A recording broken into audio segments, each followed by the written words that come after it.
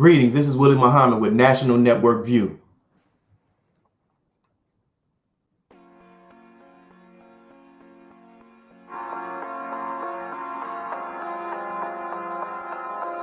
So new developments concerning the assassination of Malcolm X has surfaced, proving what we've been saying for decades, that the U.S. government was directly responsible in the assassination of our brother, Malcolm X, and falsely blamed the Nation of Islam. February 21st, 2021 marked the 56th anniversary of the death of Malcolm X. On February the 20th, attorney Benjamin Crump held a press conference revealing new insight into the role the FBI and the NYPD played in the death of our brother. To talk with us today, we have our brother, Dr. Wesley Muhammad, member of the Nation of Islam's research group, and our brother, attorney Benjamin Crump. Thank you all, brothers, for joining us. Thank you for having us. So for our audience, our brother Benjamin Crump has another engagement after this, so he won't be with us for the full time, but we really appreciate him making time out to be on the show, and we'll get right to it. And I'll start off with you. This is a question for both of you all, but I'll start with Benjamin, with the attorney. From your perspective, is there anything else that can be done in addition to civil suits that can hold the U.S. government and the NYPD accountable for the death of Malcolm X, the false imprisonment of 2 innocent men, as well as the decades of slander of the Nation of Islam and Honorable Minister Louis Farrakhan? Well, I know that we believe it was fraudulent concealment, this information that was revealed by Ray Wood in a deathbed dying declaration that said that he, as a New York Police Department undercover officer, conspired at the behest of the NYPD and the FBI to assassinate the civil rights icon Malcolm X. And so that is the extent that we're able to put forth, Brother Willie, the fact that there are limitations within the law of things you can do and you can't do. First of all, we have to bring a civil wrongful death lawsuit that will toll the statute of limitations. The court will have to find that this was a dying declaration. Number one, that it's able to be corroborated by independent evidence, many factors there. And then if it is accepted by the court, then it could be put forth for a jury to decide whether or not the New York Police Department and the FBI could be held responsible for being a proximate cause. Not saying that they were the shooters or anything, but as we said at the press conference, they orchestrated these actions. We believe they used Black people and Black organizations as pawns. And so that is what we can say. We can't make any conclusions beyond that we know they conspired and they orchestrated this, having Ray Wood to have Khalid Saeed and Brother Walter Bowe, who headed up Malcolm's security, right, be arrested days before his Audubon ballroom speech where he was tragically assassinated. Yes, sir. Believe that if his security would have been there, they would have been able to prevent this assassination from taking place. The fact that they were coerced by Ray Wood to go and blow up the Statue of Liberty because they wanted to make a statement. Ray Wood coerced them, saying that if Black people have no liberty, we blow up the Statue of Liberty to show that Black people have no liberty in America. And so he not only did this, but with the Panther 21, including Tupac Shakur's mother, Afeni Shakur, that was a similar thing that he did with them, coercing them into allegedly blowing up New York monuments that caused Afeni Shakur to be in prison while she awaited trial, that she miraculously was found not guilty, representing herself. Right. However, her prince, Tupac Shakur, because of Ray Wood, NYPD, and the FBI felonious actions against them, was born in a prison cell. And Wow. I mean, numbers and numbers of stories how they sought to discredit Black leaders and civil rights organizations at the behest of J. Edgar Hoover. So Yes, sir. that's bombshell, new evidence that this guy has connected dots and named names and put things in there that show they conspired to kill Malcolm X. And thank you. Let's hear Dr. Wesley on that. Go ahead, Doc. Crump, the press conference on Saturday, in my humble opinion, was one of the most important moments in the history of this journey post February 21st, 1965. This journey to understand what happened on that day and to identify those who are responsible for what happened on that day. The press conference that you held with Reggie Wood and the family of Malcolm X this Saturday, I believe it's one of the most important moments in this journey. It sheds light because of what Reggie Wood revealed from his cousin. We not only have an understanding of Ray Wood's involvement, but his involvement sheds light, further light on Gene Roberts' involvement, because they both had the same handlers. They both were sent to the Audubon Ballroom by the same lieutenants and field commanders. So Ray Wood's confession gives the lie to the continued spinning of Gene Roberts down to his death alone in Virginia. Gene Roberts never confessed to his ulterior motive. Ray Wood has, being that they both had the same handlers, Tony Ulasewicz and Lieutenant Barney Mulligan in particular, the superior. Both Wood and Roberts were recruited into Boise by Ulasewicz on April 17th, 1964, and given their assignments. And so what you revealed, Attorney Crump, with Reggie Wood was very important. And I thank you and I commend you, not just for Saturday, but your continued fight on behalf of Black people. Definitely. And it's interesting that you all talk about Ray Woods, and we know now the movie that just came out with the Black Messiah, William O'Neill, you know, and we know that many of them were hired to infiltrate Black organizations. And we know that they are minor players in a larger scheme of this now known COINTEL program.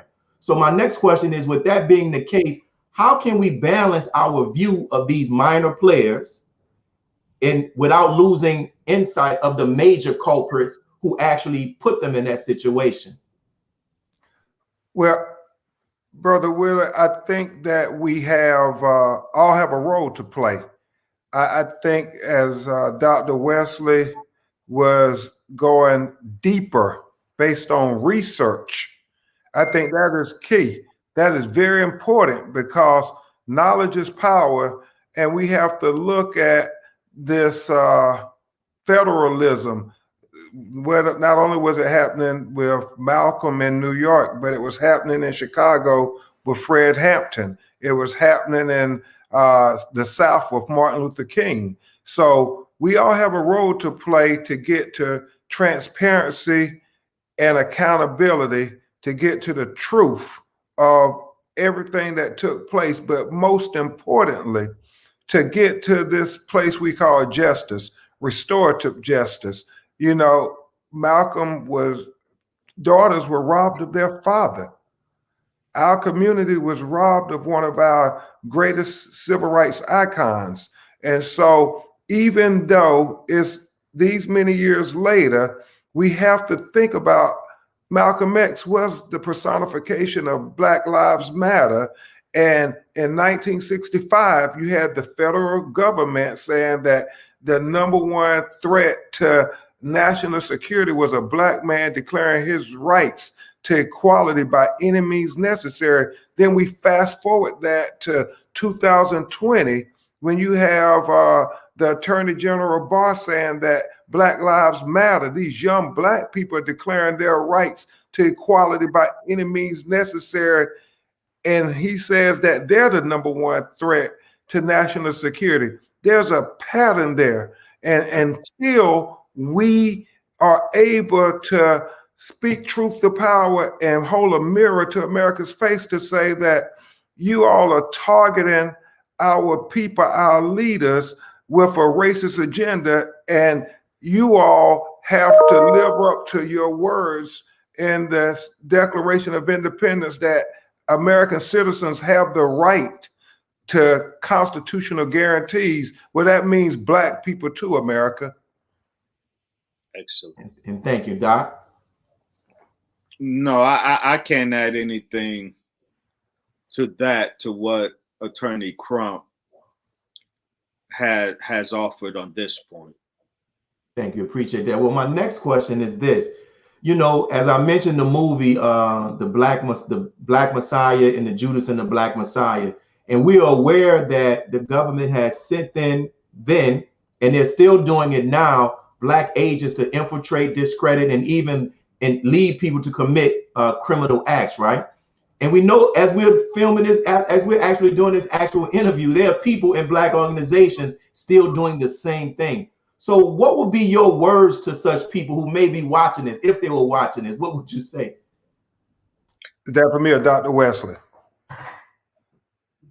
Is that for me, Brother Willie? We'll go with you, attorney, then we'll come to Dr. Wesley. Okay, certainly. You know, this black identity targeting by the federal government is really astonishing, but I don't know why it's astonishing to us, because it has been what they have done historically in America.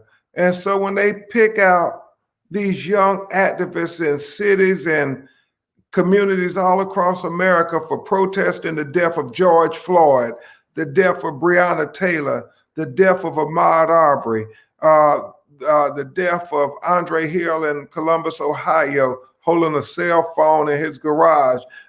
They protest the death of the shooting of Jacob Blake Jr. in Kenosha, Wisconsin. But yet when a white man shoots 3 people, killing 2 of them, and put the assault weapon around his neck and walk down the street towards the police, they don't arrest him or detain him. They don't shoot him in the back. They don't kill him. But Jacob Blake running away from them with no gun is seen as a threat, where young black people are standing up and protesting that kind of brutality, that excessive use of force. They are seen as a threat, and they are targeted on FBI, terrorist lists. And that is the same thing that they did in the 50s, 60s, all the way back to Marcus Garvey, when J. Edgar Hoover first became the FBI director, targeting black leaders to try to keep us from being united.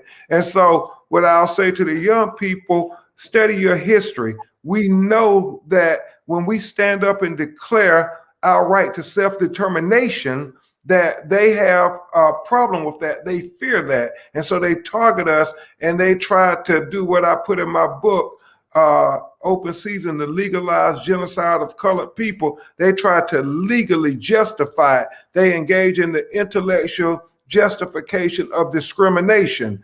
And we have to remember what Martin Luther King said in the letter from the Birmingham jail. Just because they say it's legal, that doesn't make it right. And we have to remind young black people in America and remind people all over the world, just because they say it's legal, that does not make it right. And I'm glad you're on that point. What we're going to do, Doc, we're going to go to our first break, and we're going to come back and have you respond to that question. So thank you all for tuning in to National Network View. We're going to pause now for some brief announcements.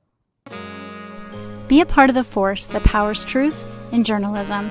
Your support helps us to highlight solutions for a brighter tomorrow. Go to nnvnews.com/donate.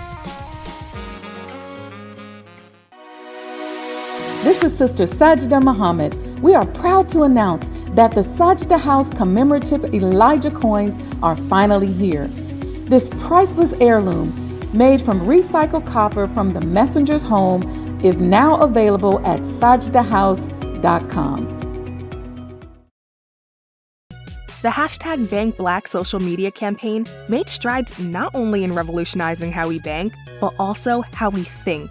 The movement inspired thousands of African Americans across the country to transfer or deposit millions of dollars into Black-owned banks.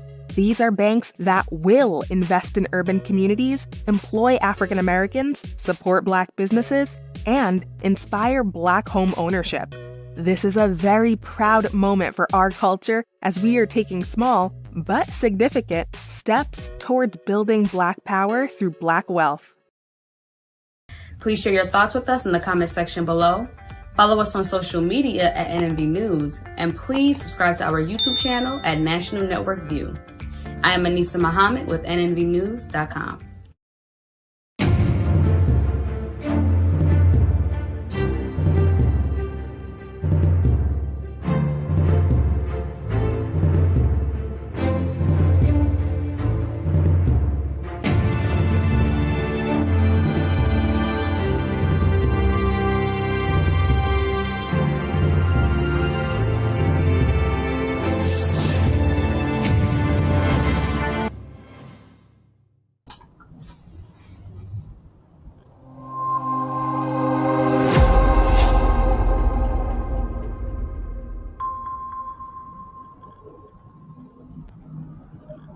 Thank you all for tuning back in. This is your brother, Wesley Muhammad, and we're here with our special guest, Dr. Wesley Muhammad, and attorney Benjamin Crump. And we're going to hear from our brother, Dr. Wesley, right after we do this clip, and you'll hear his response on this question.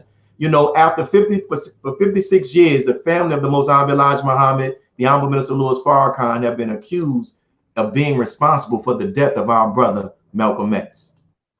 Sister Betty Shabazz and her family has not recovered. The Honorable Elijah Muhammad's family has not recovered.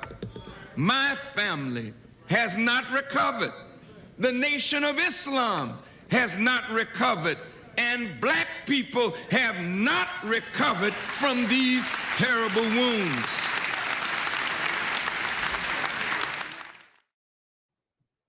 So, Doc, the question we were asking, what would you say to those who find themselves in a predicament that Ray Woods and William O'Neill were in back then now?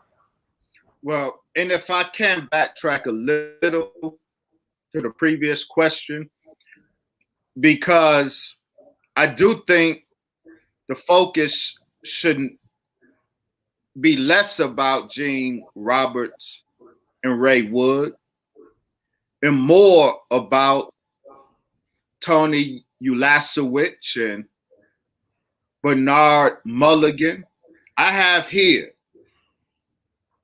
Tony Ulasewicz's testimony in his book, The President's Private Eye. Tony Ulasewicz is the bossy agent who recruited both Gene Roberts and Ray Wood and sent them to the Audubon Ballroom on that fateful day with their instructions. And in this book, as he talks about with pride how he turned Ray Wood, how he talks about with pride the consequences of his operation in the Audubon, and speaks as if gloating of how Malcolm X was shot down with a shotgun blast to his chest.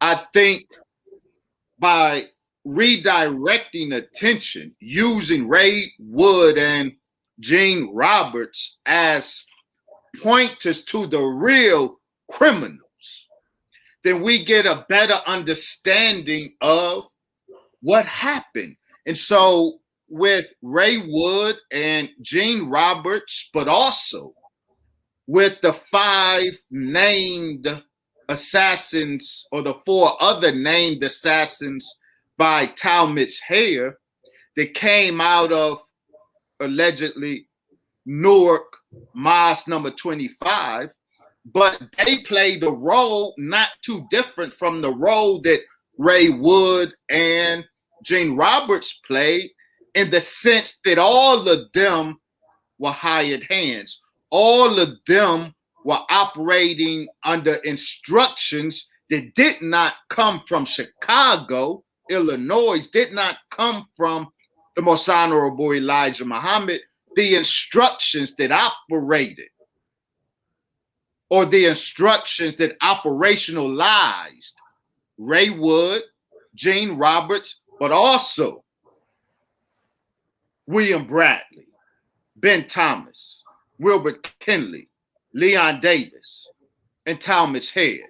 The same paymaster, the same handlers operationalize all of them. So that's why it's important to not focus our view to the black hand, but focus our view, acknowledge that, but also recognize who's behind the black hand that pulled the triggers. And in the case of Ray Woods, his task was to disarm Malcolm X on that day. Yes, sir. Thank you. And I know we're approaching this 25-minute mark. So, Attorney Crump, this will be the last question to you. In light of what you all revealed on Saturday, what do you think the black community's response should be to this admission of former police officer Mr. Ray Woods? I think that the black community should call, as Malcolm's daughters call, for further investigation into this matter to make sure that it is fully known as to what happened, not only in the killing of Malcolm X, but how innocent people were wrongfully incarcerated for decades out of their lives, so that these undercover police officers' covers would not be blown. Just like they had a commission into, JFK's assassination and Martin Luther King's assassination and Robert Kennedy's assassination, they should have a commission into Malcolm X's assassination, so it can be fully known the interaction of the federal government into orchestrating this tragedy that took away one of our most beloved princes, who we now know as the civil rights icon, Malcolm X. And I think it is 56 years overdue to get the answers that we've long suspected, that the government was involved in the killing of Malcolm, Fred Hampton, Martin Luther King, and countless of other black leaders. And I did want to say this, today they're still doing it. When you think about what they're doing to Black Lives Matter, I looked it up, Brother Willie, and I'm sure Dr. Wesley is familiar with this term, Black identity extremists. Leaked FBI documents raise concerns about targeting young Black people under Black identity extremists and newer labels. It was COINTELPRO back then. They just changed the name, but the method of targeting our leaders and people who would uplift our communities is still the same. So I say, let's continue to study our history so we can, I'll say this, one of the things we must always do is make sure that our children are more intelligent than their oppressors. Right. We appreciate it, brother, and we thank you for your time. And we'll get with you about setting up that next interview with the relative of our brother Ray Woods. All right. Thank you so much, Brother Willie. Dr. Wesley. Keep up the great work, Attorney Crump. We love you, sir. Love you all to win the struggle together, brothers. Yes, sir. Appreciate it. So Doc, I'll transition and ask you this question. What do you think, in the light of this recent revelation, could this be a catalyst to inspire our people, but even just the larger population, to now begin to look more into the dirty tricks of the U.S. government, both domestically and internationally? We would hope so, but Brother Willie, after a Memphis jury in 1999 heard a tremendous amount of evidence and determined that, in fact, James Earl Ray was not the shooter that killed Martin Luther King, that Martin Luther King's assassination involved multiple U.S. government agencies. When a Memphis jury determined that in 1999, the Black people should have then known that the wickedness of this government, and should have known then that Malcolm X's murder that happened 3 years prior to Martin Luther King's murder, with the evidence that Martin Luther King's murder emanated from William Sullivan's call to neutralize Martin Luther King. And William Sullivan was the dog on the back of Malcolm X. William Sullivan of the FBI is the one who contacted Bossy and contacted Tony Usalowicz when Malcolm X left the Nation of Islam March 8th, or announced his split from the Nation of Islam March 8th, 1964. William Sullivan of the FBI, assistant director, contacted Bossy, put Tony Usalowicz on the job. They recruited Ray Wood and Gene Roberts. The same William Sullivan is the one who called for the neutralization of Martin Luther King, an operation that was carried out in 1968, in which in 1999, a Memphis jury confirmed the government killed or had a hand in the murder of Martin Luther King. It should not have taken from 1990, due to what happened in 1999, the acknowledgement in 1999. Black people should have, from that point to then, have known instinctively that the government is the hidden hand behind the murder of Malcolm X. Yes, sir. Doc pulling out the books and naming the names, man. So we gotta. God is in the details, and truth resides in nuance. It's easy. In order to properly identify the forest, the nature of the forest that we're looking at, you gotta look at the trees. You have to know something about the trees that forest consists of. And hold that point, because we're approaching our next 30-minute mark. We thank each and every one of you all who are tuning in to National Network View, and we'll be right back after these brief announcements. Be a part of the force that powers truth in journalism. Your support helps to combat false media. Cash App NNV News. This is Sister Sajda Muhammad. We are proud to announce that the Sajda House commemorative Elijah coins are finally here. As we renovate and restore the former home of the Most Honorable Elijah Muhammad, we have recycled the old copper gutters and downspouts and created a 1 ounce 39mm coin made of 100% pure copper. Each coin is professionally graded and has its own barcode and registration number. This priceless heirloom, made from recycled copper from the messenger's home, is now available at sajdahouse.com.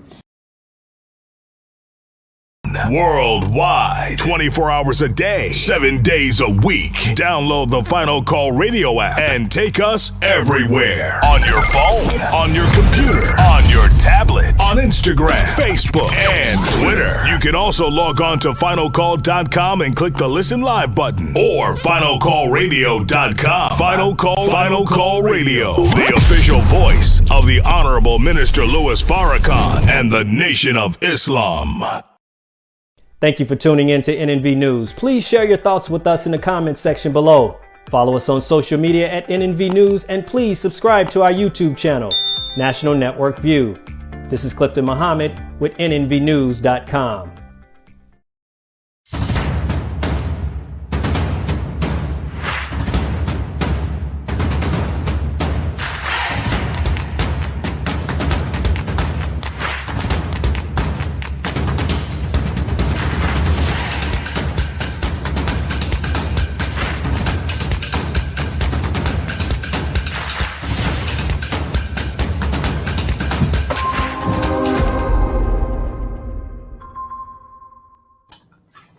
And we're back. This is your brother Wesley Muhammad with National Network View. We're here with our guest, one of our guests, Brother Dr. Wesley Muhammad.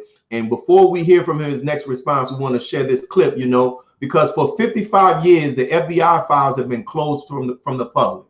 And this failure to disclose these documents has protected those who were actually involved and has continually cast a dark cloud over the name of the Honorable Minister Louis Farrakhan, the good name of the minister.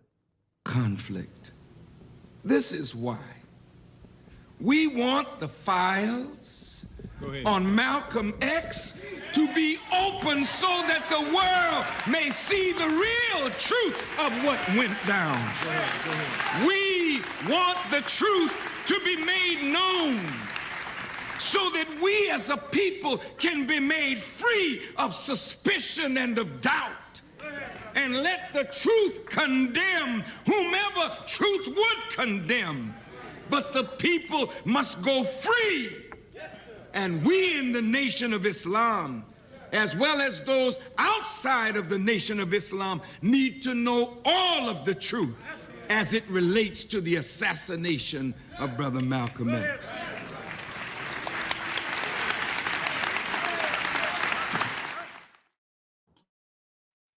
So, Doc, out of the 3 men that were arrested, only Talmadge Hayer admitted his guilt in the death of Malcolm X, right?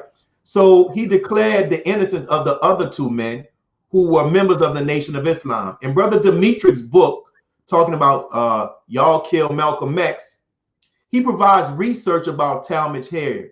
So how should we view Talmadge Hayer in light of this new revelation that came with this press conference on last Saturday? We should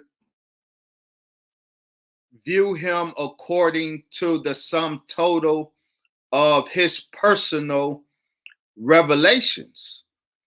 And in another way, I would speak to that.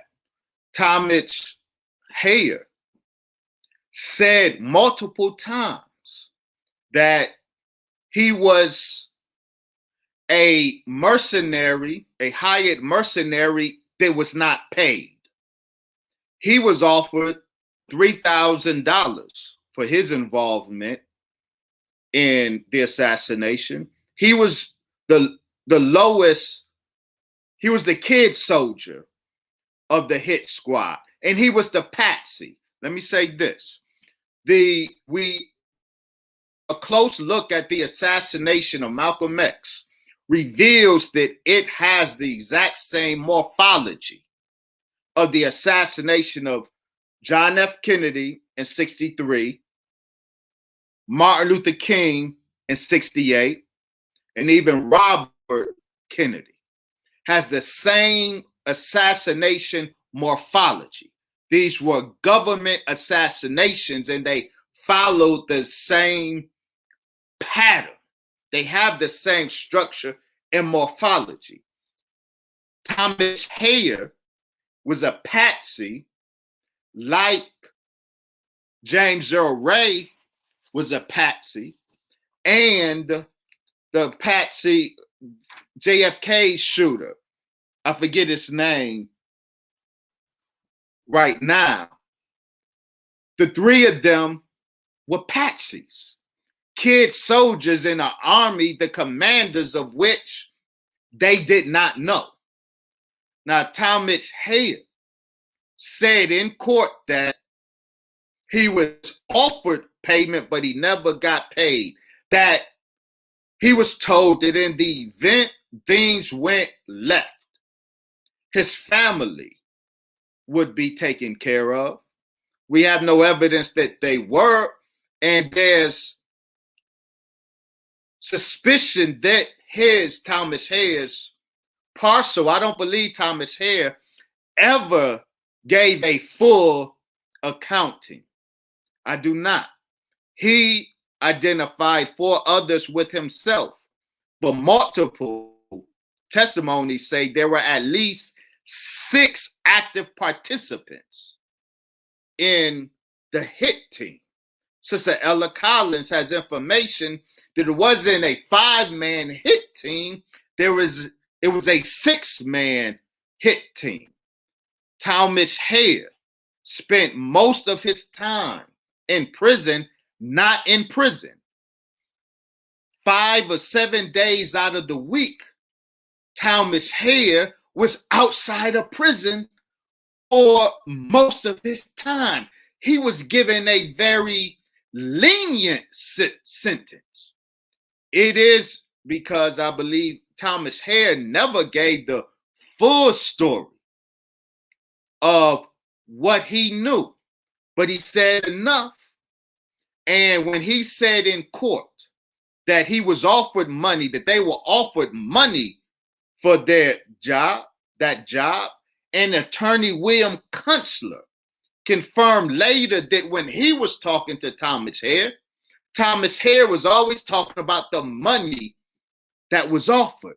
And we know money was spread around because the other identified conspirators, Robert 25X Smith, who was on right guard detail that day, it was part of the setup, one of the inside men on that hit job with Charles Blackwell. They received money, according to reports, for their involvement. Reuben Francis, who is key to the organization of the hit, according to reports. William Kunstler spoke on word circulating that Reuben Francis, when he appeared again, he appeared with money that he said he got from the FBI. So Talmadge Hayer should be seen, in my opinion, as the kid soldier in the army, the commander of which he was not aware of, though he said that, no, it didn't come from the Honorable Elijah Muhammad. Yes, he was the patsy, yes, as was James Earl Ray and John F. Kennedy's. Yes, sir. And I want to come back to this question, Doc, because I don't think I was clear on it. As we sit here, there are people who are in Black organizations Lee Harvey that are they're still on the payroll. And as I watch them, as I think about Ray Wood, as I think about William O'Neill and the others that you have mentioned, I ask myself, like, man, like in the memoir, they treated Ray Wood like a nigger. Mm-hmm. How the FBI handled him, like he told them, all y'all black folks look alike. So there are people who are still doing the government's bidding, Black people who are infiltrating Black organizations today. What do you say to them who are still doing the government's bidding today in light of all of this? I will quote the Quran for them. Resist Satan and he will flee from you. Satan, your handlers only have the power over you that you give them. In Reggie Wood's book, he describes how Ray Wood at a certain point had a crisis of conscience. He saw the brutality of his white handlers on Black people and wanted to leave that situation.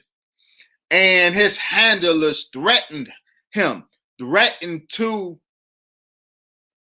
pin marijuana and alcohol charges on him, but the marijuana that he touched was given to him by his handlers to do a job.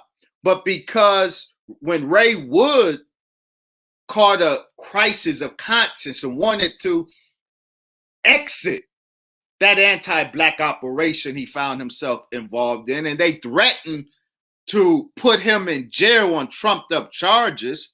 And so out of fear of that, carried through what they wanted him to do, resulting in those tragic events on February 21st, 1965.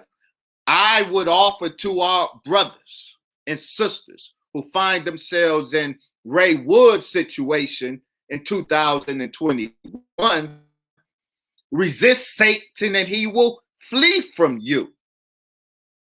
Don't carry out the will of the enemy of your people, even if he threatens you.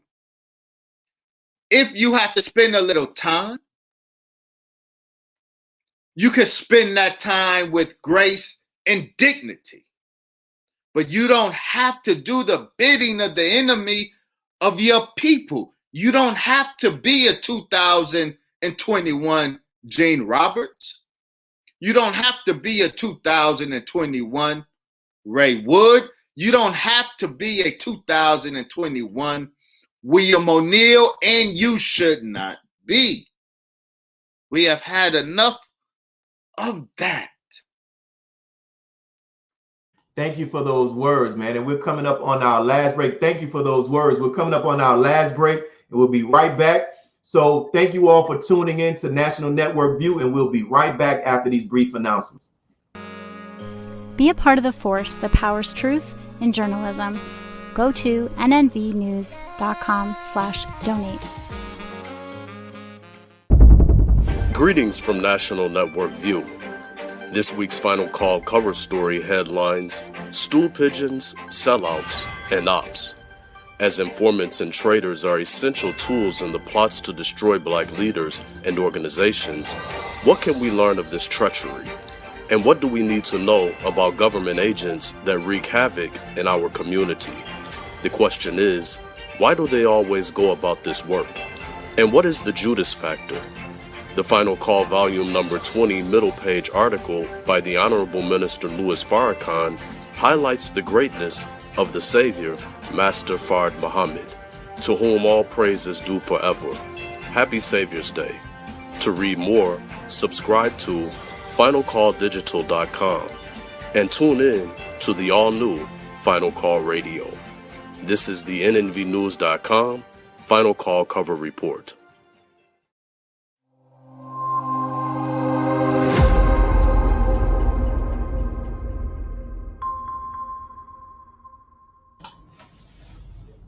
Welcome back to National Network View. This is your brother Wesley Muhammad, with our guest, the scholar, Brother Dr. Wesley Muhammad. During the press conference held by Attorney Crump, the names of Ray Wood's handlers were never mentioned, but our brother dropped them today. So let's see this video. Civil rights attorney Ben Crump held an official press conference, bringing forth the deathbed confession of another less-known government informant, Raymond Wood. It was Wood who was the second mysterious assailant in Malcolm's assassination that police took away from the crime scene of the Jewish-operated Audubon Ballroom. Wood, like Gene Roberts and others, were government informants sent to infiltrate Malcolm's newly formed organizations. Even worse, they became some of Malcolm's top security personnel. So while Malcolm lashed out his anger toward his teacher and the Muslims, he was unaware that his personal security were government agents working against him the whole time. Wow. Two last questions, Doc, and I'll start with this one first. Before you get to your question, go ahead. May I make a comment on that clip? Shout out to Brother Elia Rashad for his awesome cinematic production. He continues turning out awesome cinematic productions. I would be remiss if I didn't point out, as we are talking about Ray Wood and Gene Roberts, these black agents and executors of a devilish white agenda. In that, I would be remiss if I didn't point out and call out the two others who were involved. They were in that clip that in my report that I will release, Allah willing, in the next couple of days, we will give a full exposition of. In that clip, Brother Ilya shows a scene from the Audubon Ballroom with Malcolm lying prostrate or dead or dying on the stage. There's a man with a black coat that stands up and a man with a light-colored coat that stands up.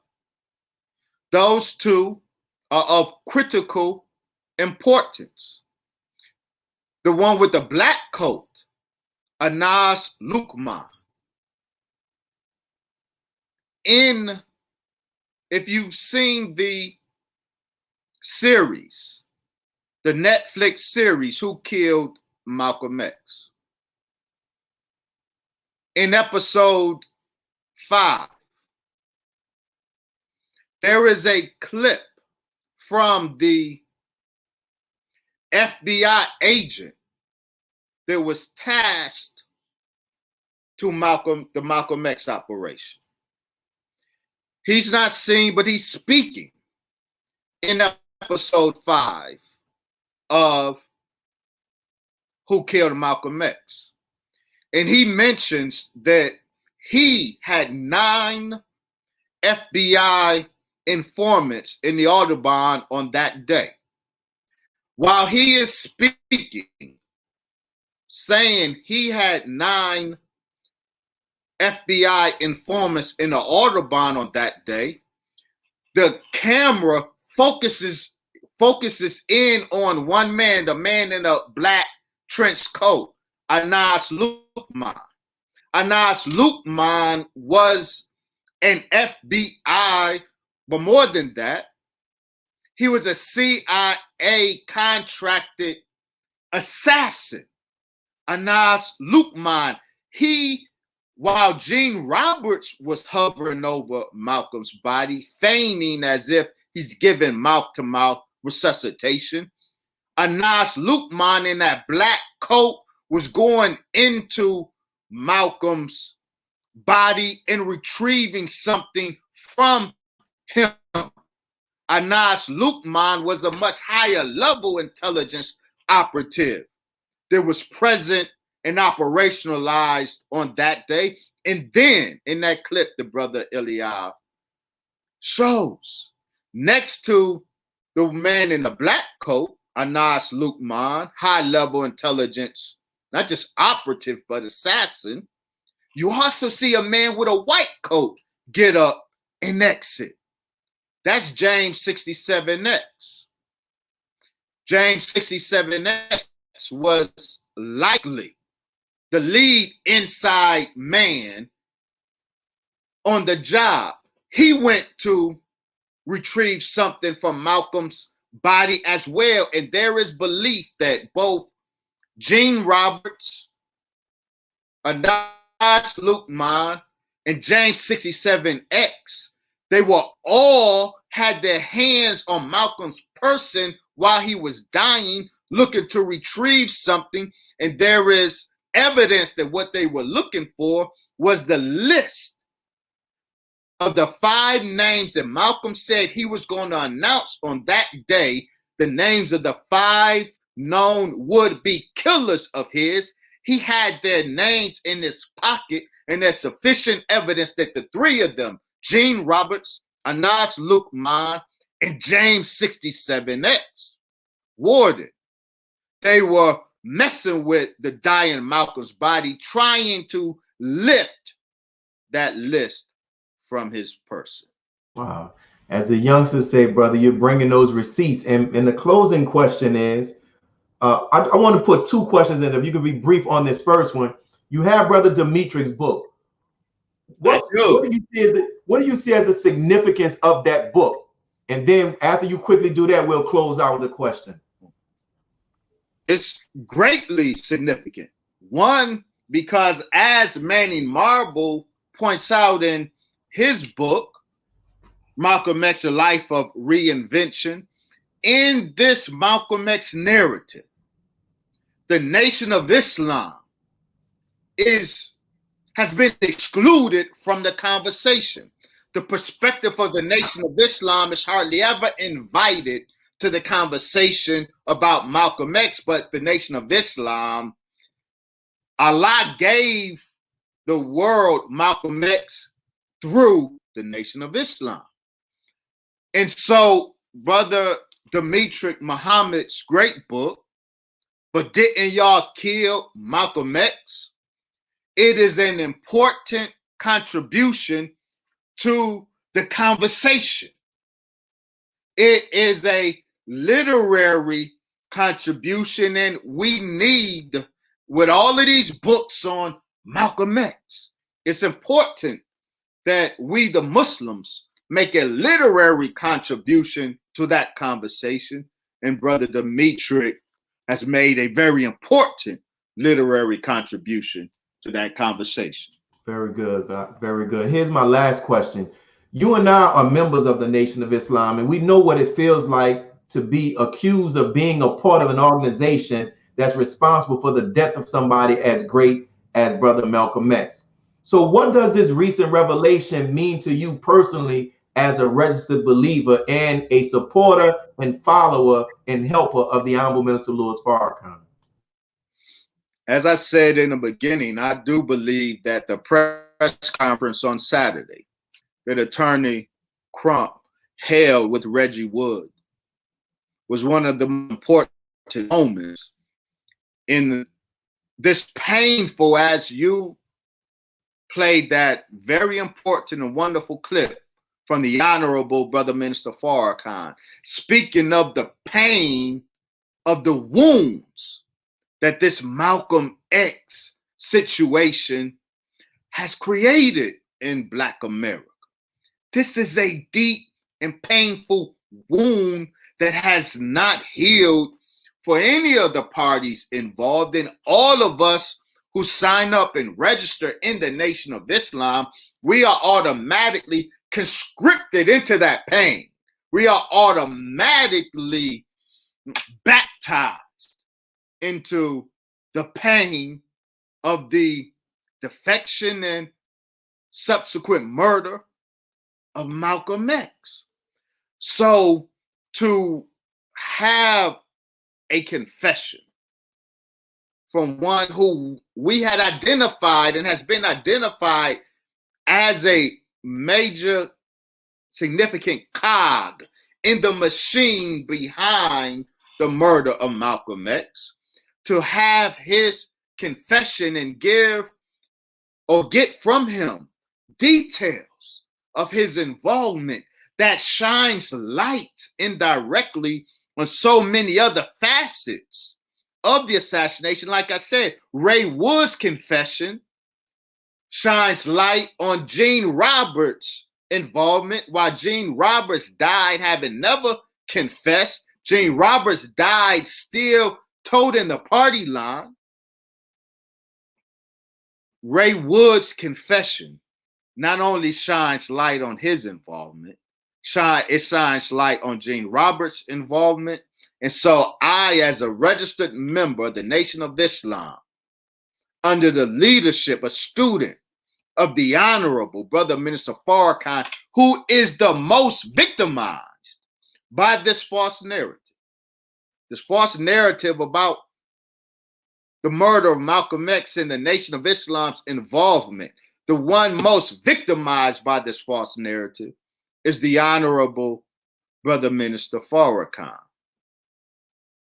Wow. So this revelation,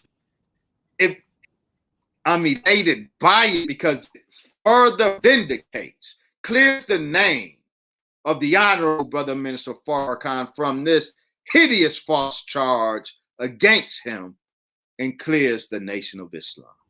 Thank you. Thank you. Thank you, Dr. Wesley. And once again, my brother, you never disappoint. You come with the facts. I got to get the name of that book that you mentioned. And you named, because I was asking myself, I was like, why are the handlers not named? But here you had the names of the handlers. Yeah, we know his handlers. His handlers brag about the work they accomplished with Ray Wood.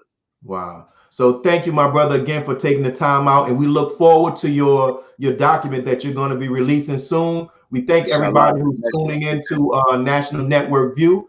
And thank you all. And we'll be closing on out. Be a part of the force that powers truth in journalism. Go to nnvnews.com/donate.